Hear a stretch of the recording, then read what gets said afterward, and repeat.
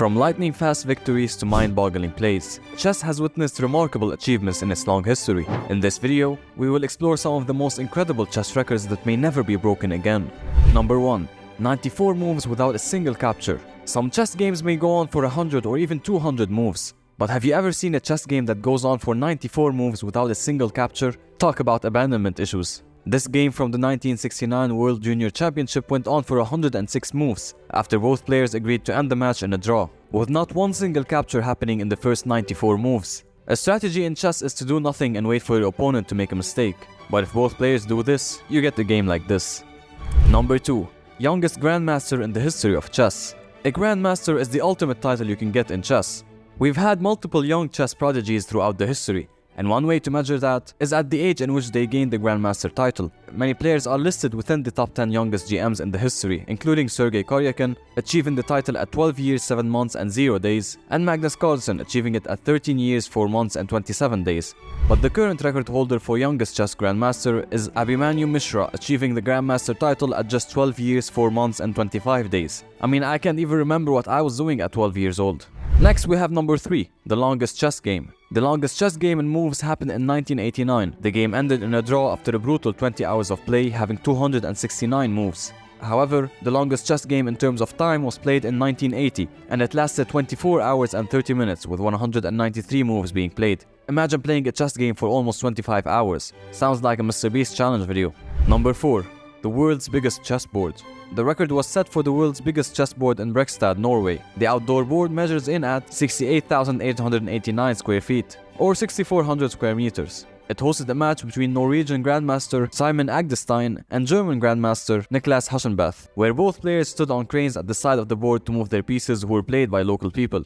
Number 5. The longest reigning world champion.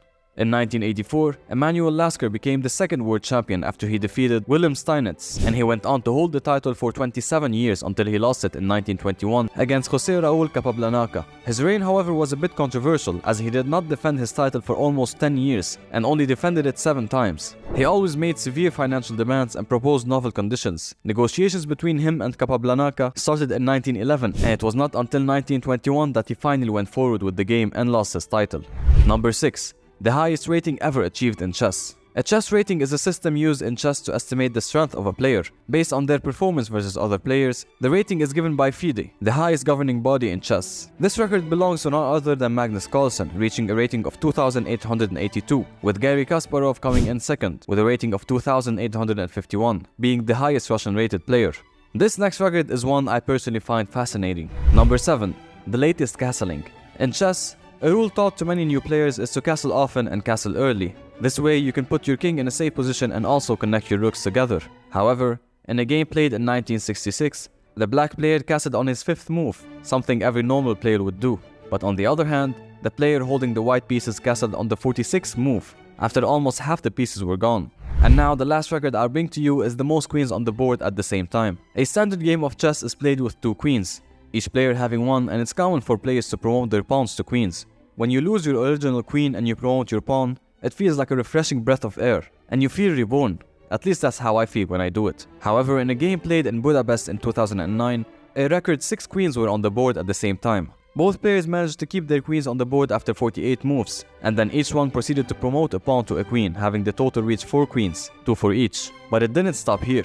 After some back and forth, each player moved a pawn of his own once again to the other side of the board, promoting yet another pawn to a queen, giving each player 3 queens to move around with, totaling up to 6 queens on the board. Now, if you can't win with 3 queens on your side, I don't know if chess is really the game for you. Anyways, I hope you enjoyed this video and don't forget to subscribe.